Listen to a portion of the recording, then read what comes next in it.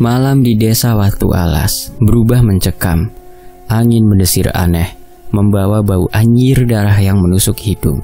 Dari kejauhan, terdengar suara tangisan perempuan, bukan satu, tapi seperti sekumpulan arwah menjerit di tengah kabut. "Anak saya, Pak, tadi kerasukan!" teriak seorang ibu sambil mengguncang tubuh putranya yang tergeletak di tanah. Bocah itu usia sekitar 8 tahun, menggigit lidahnya sendiri, matanya melotot ke atas, dan dari mulutnya keluar suara lirih namun tajam. "Dia datang, perutnya terbuka, dia mencari anaknya." Warga mulai panik. Ini bukan kejadian pertama. Dalam seminggu terakhir, sudah 3 anak kerasukan. 2 di antaranya mimpi buruk berhari-hari, lalu muntah darah tanpa sebab. Dukun kampung, Mbah Reso, dipanggil. Ia datang dengan dupa, kemenyan dan mantra-mantra. Tapi begitu dupa dinyalakan, api padam sendiri, dan sebuah suara perempuan tertawa keras dari arah dapur. Mbah Reso mundur perlahan. "Ini bukan jin biasa, ini kuntilanak. Tapi bukan yang suka pohon. Ini dari tanah, dari luka yang belum tertutup. Seperti dari liang kubur," gumamnya. Puncaknya terjadi 2 malam setelahnya. Seorang gadis remaja bernama Sari, usia 16 tahun, ditemukan duduk membatu di kebun belakang rumahnya. Matanya kosong, tangannya memeluk lutut, dan mulutnya berbisik-bisik seperti berbicara dengan sesuatu. Ibunya yang menyusul menjerit histeris ketika melihat darah mengalir dari sela-sela jari Sari. Di dekatnya tampak tanah yang tergali, dan di atas tanah itu rambut panjang hitam tercecer dengan bau amis menusuk.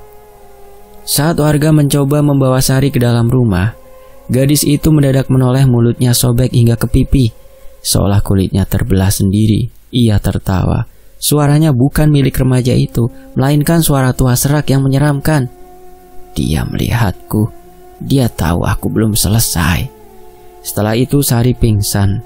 Ketika siuman, ia tak mengenali siapapun. Menolak makan, mengigau terus-menerus soal perempuan yang kehilangan anak dan ingin mengambil tubuh gadis-gadis muda. Desa Watu Alas diliputi ketakutan. Ketika malam hari, tak ada yang berani keluar. Ayam jago tak berkokok, anjing menggonggong ke arah yang sama tiap malam. Sebuah pohon randu besar yang berdiri di ujung desa. Kepala desa Pak Lurah Darmo memanggil rapat kecil bersama para sesepuh. Mereka duduk di balai desa dalam diam. Lilin menyala, kopi dibiarkan dingin. "Kita harus melakukan sesuatu," ucap Darmo akhirnya. "Kejadian ini seperti yang pernah terjadi puluhan tahun lalu," bisik Pak Darto, sesepuh tertua. "Apa maksudmu?" tanya yang lain. "Perempuan itu mungkin kembali, yang dulu bunuh diri karena dipaksa menikah. Arwahnya tak pernah ditenangkan. Kini mungkin dia menuntut." Seketika ruangan hening, semua mata tertuju pada Pak Darto. "Ada satu orang yang bisa bantu," lanjutnya. "Ki Jagat." "Beliau masih hidup?" "Masih, tapi sudah bertahun-tahun menyepi di hutan kayu gede. Konon beliau sekarang kuat, sudah jadi." Ki Jagat bukan nama asing. Dulu, ia dikenal sebagai pemuda biasa, keturunan orang pintar, tapi memilih jalan pertapaan, menolak warisan dunia. Ia mendalami kejawen dan hidup dalam sunyi. Hanya sesekali ia membantu orang sakit, itu pun jika ia merasa terpanggil. Tapi bila ia memang sudah jadi, berarti ilmunya telah matang. Laku spiritualnya bukan main-main. Dalam kejawen, hanya yang telah menaklukkan hawa nafsunya sendiri yang bisa menundukkan makhluk halus. Pak Lurah mengangguk mantap. "Besok pagi, aku akan kirim 2 orang.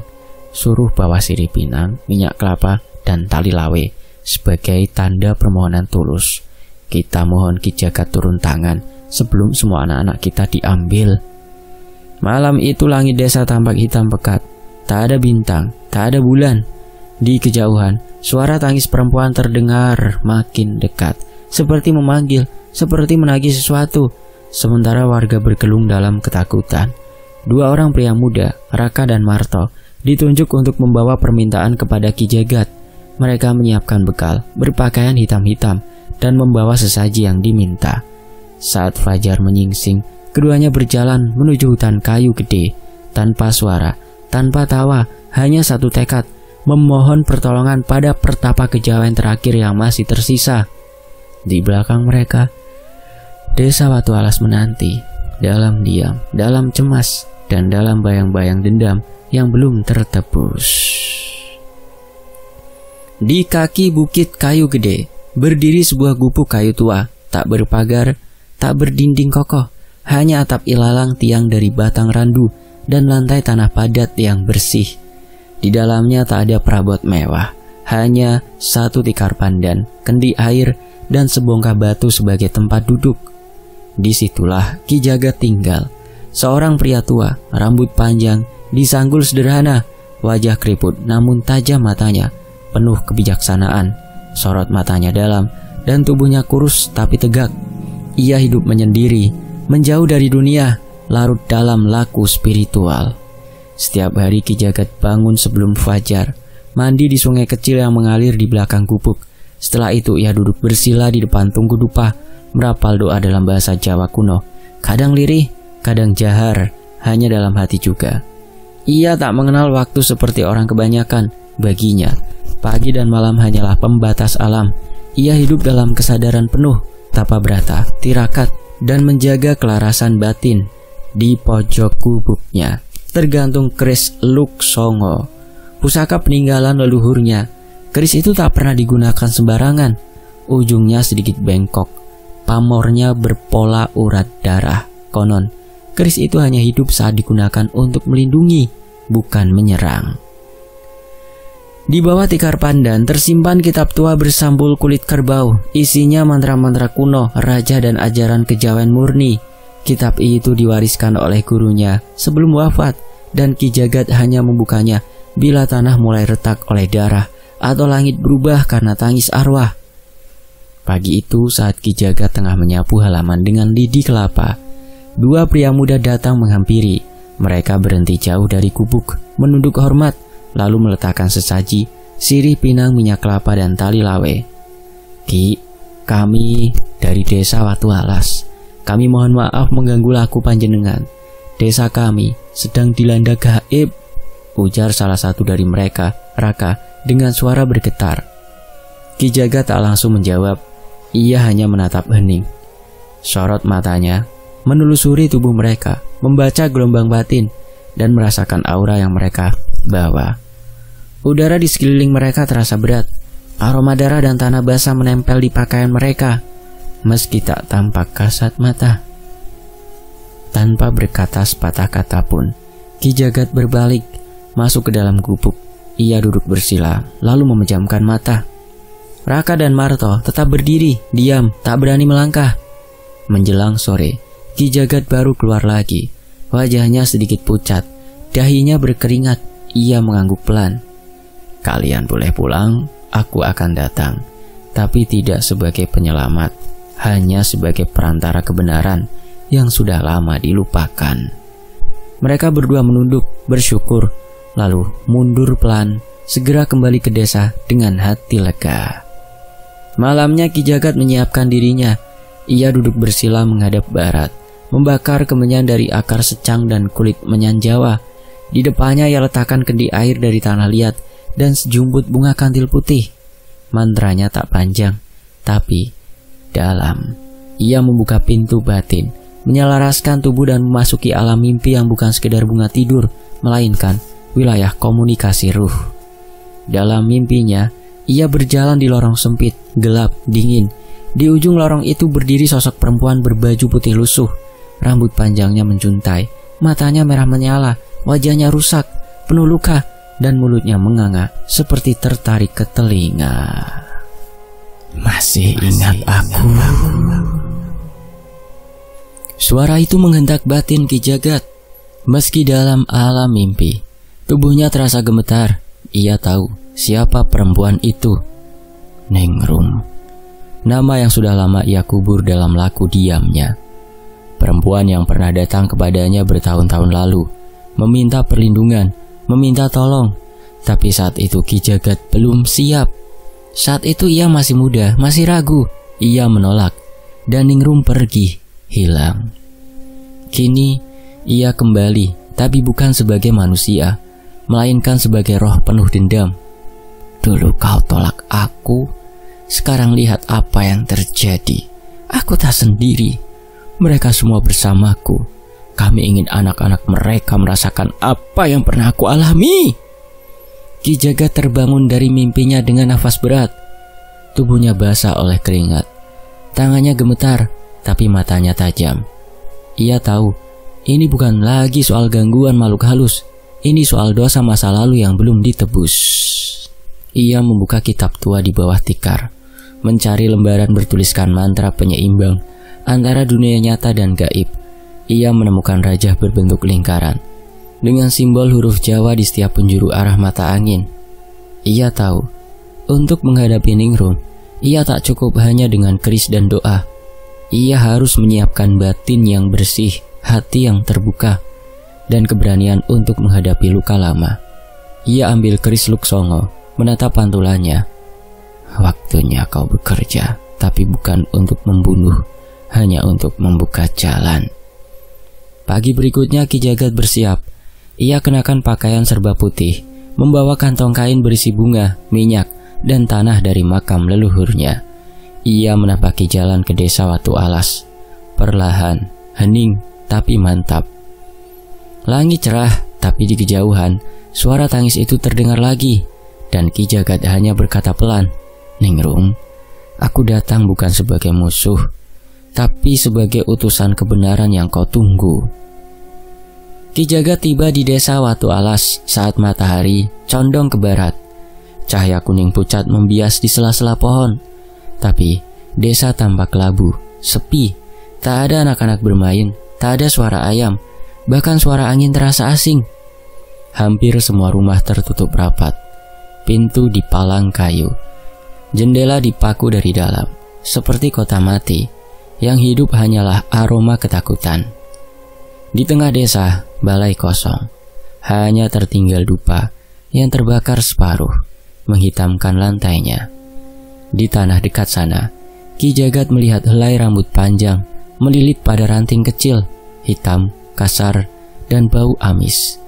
Ia menunduk, menyentuhnya perlahan, lalu menutup mata. Getaran halus menyelinap ke dalam tubuhnya. Bukan sekedar rambut, ini bagian dari tubuh astral, peninggalan roh yang marah. Ki Jagat menapaki jalan setapak menuju pohon randu besar di ujung desa. Daunnya bergerak pelan, tapi udara di sekitarnya berat. Getarannya seperti tembok gaib. Di batang randu itu, Ki Jagat melihat noda merah tua, mengalir seperti bekas tetesan darah, meski tak ada luka. Ia menyentuh batang pohon, lalu menggumamkan doa pendek.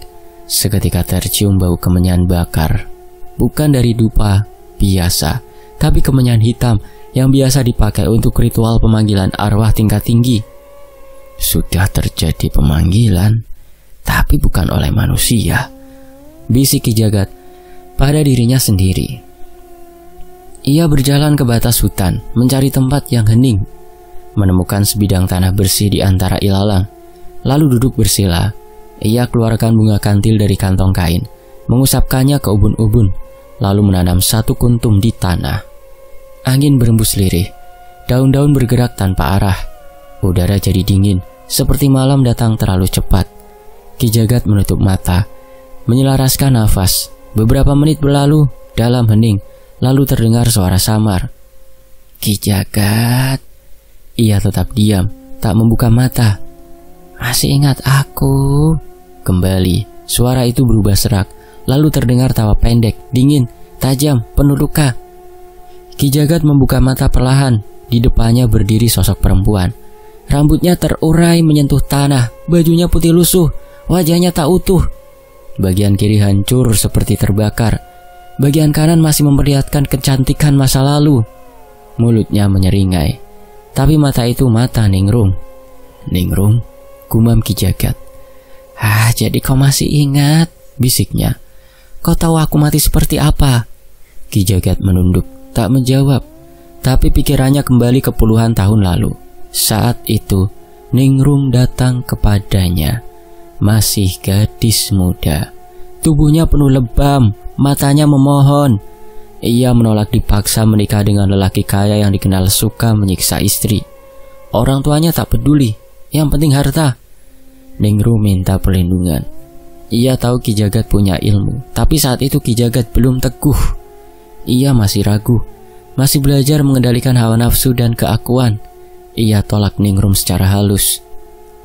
Kau harus menghadapi hidupmu sendiri, katanya dulu. 2 hari setelah penolakan itu, Ningrum gantung diri di pohon randu. Warga bilang ia bunuh diri karena putus asa, tapi yang tak diketahui banyak orang, Ningrum mati dengan janji dendam. Ia sempat bersumpah, siapapun yang membiarkannya menderita akan ia datangi suatu hari nanti. Kini sumpah itu hidup. Aku kembali, Ki, ujar Ningrum, tapi bukan untuk minta perlindungan. Aku ingin mereka merasakan sakit yang aku rasakan.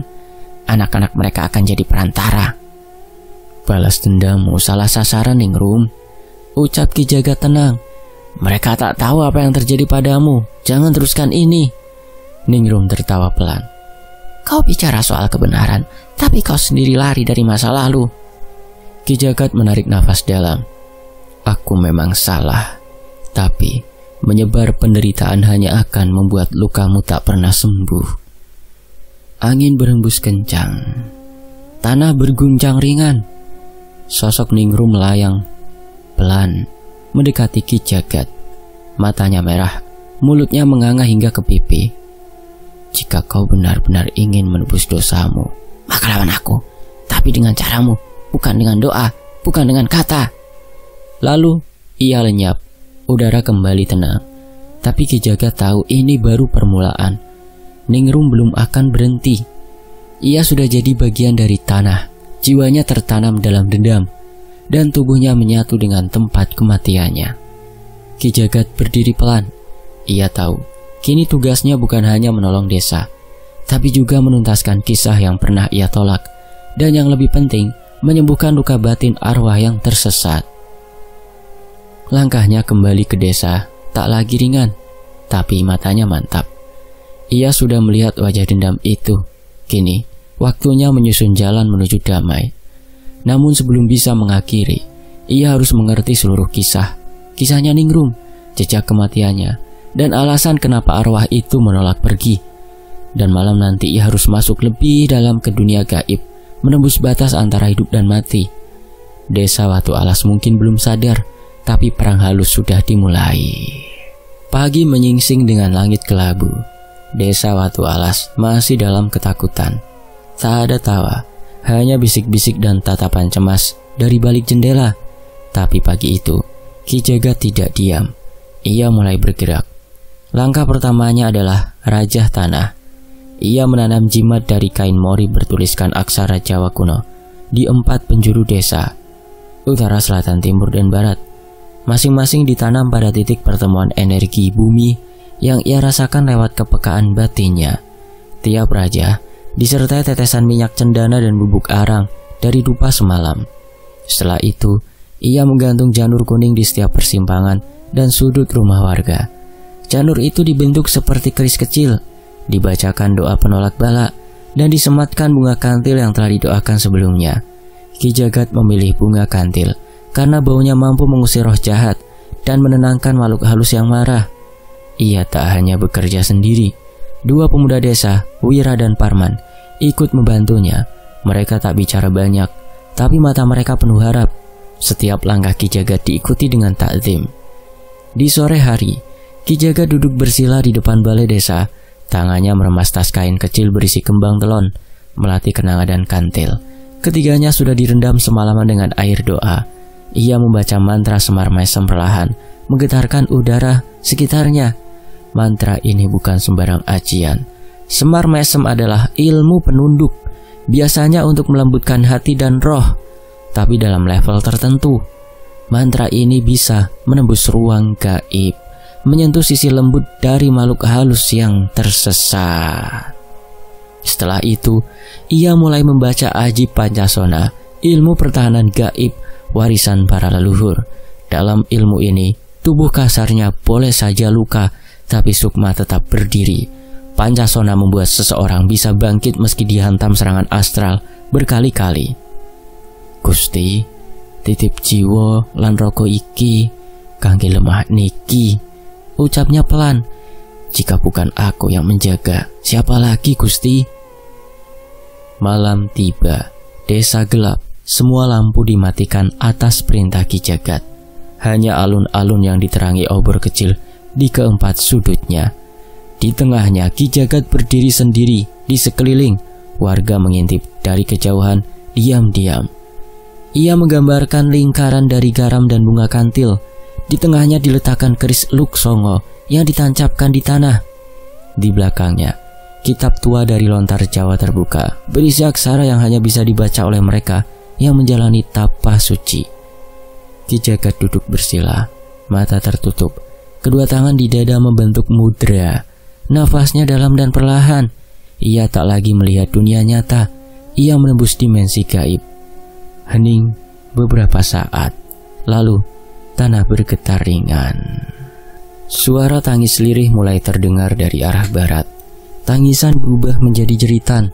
Sosok kabut putih muncul dari bayangan pohon. Lalu 1, 2, puluhan sosok perempuan muncul. Rambut panjang, baju compang-camping, wajah hancur. Mereka adalah roh-roh yang dikuasai Ningrum. Aroma amis menyebar. Udara makin dingin. Ki Jagat membuka mata. Di depannya, Ningrum berdiri. Rambutnya melayang seperti hidup, matanya hitam penuh kebencian. Kau benar-benar ingin menyudahi ini, Ki Jagat? Aku hanya ingin membebaskanmu, Ningrum, dan mereka. Ia menatap ke puluhan roh di belakangnya. Cukup sudah penderitaan ini. Aku tak butuh belas kasihmu. Aku ingin mereka semua tahu apa itu rasa sakit, teriak Ningrum. Suaranya menggema tak seperti manusia. Ia melesat ke arah Ki Jagat. Serangan tak tampak datang dari segala penjuru. Mantra Aji Pancasona menyelubungi tubuh Ki Jagat. Tapi tetap saja telinganya mengucur darah. Ada bisikan gaib yang merobek ke dalam kepala. Ki Jagat menggenggam keris Luk Songo, lalu mengangkatnya ke langit. Ia membaca doa pendek, lalu menggoreskan ujung keris ke telapak tangan. Darahnya jatuh ke tanah di dalam lingkaran garam. Tanah bergetar.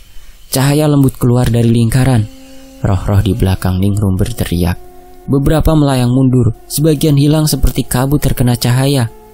Tapi Ningrum tetap berdiri. Berhentilah. Kau bukan makhluk kebencian. Kau pernah memohon perlindungan. Kau pernah menjadi manusia yang tulus. Diam, teriaknya. Kau telat, terlalu telat. Ki Jagat berdiri perlahan.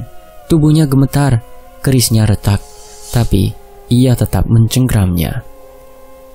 Aku tak akan lari lagi, Ningrum.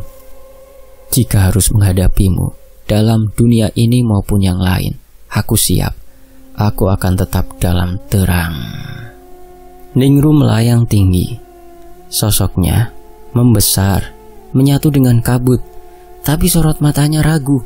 Ada getar kecil dalam amarahnya. Ki Jagat melihatnya. Dengan sisa tenaga, Ki Jagat mengangkat kedua tangan, lalu menyebutkan nama Ningrum 3 kali dengan nada penuh ulas asih. Seketika kabut berhenti. Suara-suara sirna. Dan Ningrum menatap Ki Jagat. Kali ini tidak dengan marah, tapi dengan mata yang menggenang. Seperti seseorang yang lama memendam luka dan akhirnya diingatkan bahwa dirinya pernah dicintai. Ia menghilang perlahan. Roh-roh lainnya ikut memudar. Ki Jagat jatuh bersimpuh. Darah mengalir dari telinga dan mulut. Tubuhnya lemas, tapi matanya masih terbuka. Desa Batu Alas perlahan hidup kembali. Suara tangisan tak terdengar lagi. Bau anjir yang dulu menyelimuti malam telah digantikan aroma dupa dan bunga segar yang ditanam warga sebagai bentuk syukur. Gadis-gadis yang sebelumnya kerasukan mulai sembuh. Mata mereka tak lagi kosong. Tubuh tak lagi menggigil tanpa sebab. Mereka kini bisa tidur tanpa mimpi buruk. Ki Jagat berjalan pelan menyusuri jalan tanah yang dulu sepi. Warga menunduk hormat saat ia lewat. Tak ada tepuk tangan, tak ada pujian, hanya diam yang penuh makna. Diam yang tahu bahwa sesuatu yang besar telah dituntaskan. Sesampainya di gubuk kayu miliknya di lereng bukit, Ki Jagat langsung duduk bersila. Ia membuka kitab tua yang dulu diwariskan padanya oleh sang guru. Halamannya telah rapuh, tinta mulai pudar, tapi semangat di balik tulisan itu masih menyala. Dengan tangan gemetar namun mantap, ia mulai menulis, bukan dengan pena modern, melainkan dengan batang bambu dan tinta alami dari akar pohon waru. Ia menuliskan semua kejadian, nama Ningrum, kemarahan arwah, dosa masa lalu, hingga pembersihan terakhir. Bukan untuk dikenang, tapi untuk dijadikan pelajaran. Menjelang senja, suara langkah kaki terdengar di luar gubuk. Seorang pemuda berdiri ragu di depan pintu, wajahnya bersih, sorot matanya tulus. "Maaf Eyang, saya dengar kisah tentang panjenengan. Saya ingin belajar kejawen." Ki Jagat memandangnya lama, tidak menjawab. Ia bangkit pelan, berjalan ke pojok ruangan, mengambil secarik daun lontar. Di permukaannya tertulis satu baris mantra pendek dengan aksara Jawa kuno. Ia menyerahkan lontar itu pada pemuda itu, lalu berkata dengan tenang, "Jika kau ingin jadi penakluk, jangan buru-buru melawan makhluk halus. Pahami dulu luka mereka, nak." Pemuda itu mengangguk pelan, tak banyak bicara, lalu pamit. Pagi harinya sinar matahari menyapu pepohonan, menyentuh tanah yang dulu ditakuti. Ki Jagat duduk bersila di depan gubuk, mata terpejam. Wajah menghadap timur, ia kembali pada laku tapa, sepi, hening, menyatu dengan alam. Tak ada upacara penutupan, tak ada pertunjukan sakral. Yang tertinggal hanya satu hal, warisan leluhur yang dijaga dengan kesadaran. Dan seorang penakluk sejati adalah mereka yang menundukkan dendam dengan welas asih. Demikianlah sebuah kisah, sampai jumpa di kisah lainnya, tetap di Tony FS. Wassalamualaikum.